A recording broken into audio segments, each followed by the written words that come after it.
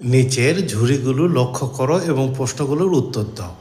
প্রথম ঝুড়িতে 159টি আম আছে, দ্বিতীয় ঝুড়িতে 227টি জাম আছে, আর তৃতীয় ঝুড়িতে 401টি লিচু আছে। ক নাম্বার 159 এর গুণনীয়কগুলো নির্ণয় করে মৌলিক গুণনীয়কগুলো আলাদা করো, 2 মার্কের জন্য। 159কে 3 দিয়ে ভাগ করলে 53 হয়, 53কে 53 দিয়ে ভাগ করলে 1 হয়। মৌলিক গুণনীয়কের সাহায্যে তাহলে আমরা লিখতে পারি 1 গুণন 3 গুণন 53। অতএব 159-এর মৌলিক গুণনীয়ক 3 এবং 53, কারণ 1 মৌলিক গুণনীয়ক নয়। খ নাম্বার, সর্বাধিক কতজন বালকের মধ্যে ফলগুলো সমানভাবে ভাগ করে দিলে 3টি আম, 6টি জাম ও 11টি লিচু অবশিষ্ট থাকবে, 4 মার্কের জন্য।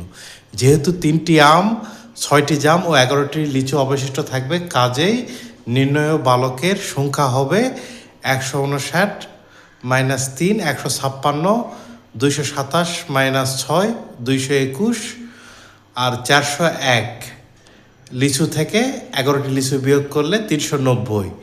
এগুলো হলো ভালো ভালো ফলের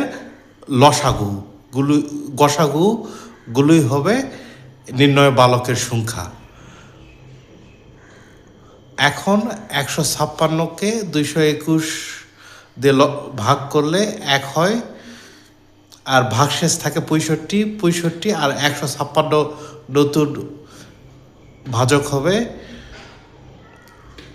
130, তারপর নতুন ভাগশেষ হবে 26, আর 65 এখানে আসবে